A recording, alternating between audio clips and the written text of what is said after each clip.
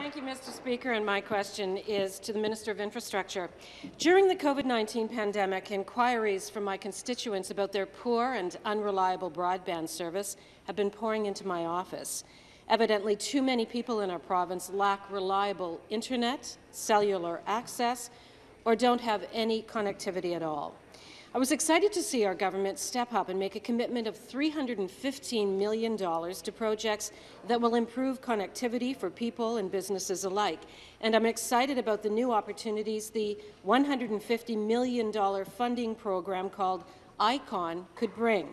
Yet, Minister, we often hear you say that you know this funding isn't enough and that there is more work to do, especially more support from the federal government. Would you please tell us exactly what it will take to close the digital divide? Minister of Infrastructure. Well, thank you to the member from Flamborough for her advocacy for her constituents, especially on this issue. And let me begin by explaining that broadband is a federally regulated sector. Its agency, the CRTC, is responsible for establishing countrywide standards and rates for internet and cellular connectivity. As the Premier said yesterday, it's estimated that it will cost between $10 and $15 billion to get Ontario up to speed. That's why we are calling on the federal government to do its part and properly fund broadband. The Federal Minister of Rural Economic Development has promised the sector a nearly $1.7 billion funding program under the Universal Broadband Fund, and yet not a cent has flowed to our province. So frankly, Ontario can't wait. The digital divide is widening.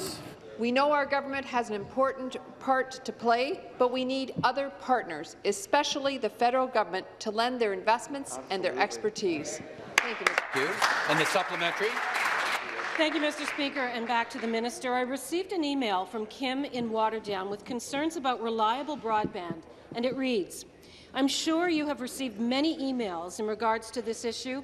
I live in Waterdown, and I have horrible internet. For example, I was trying to download your website. It took 8 minutes.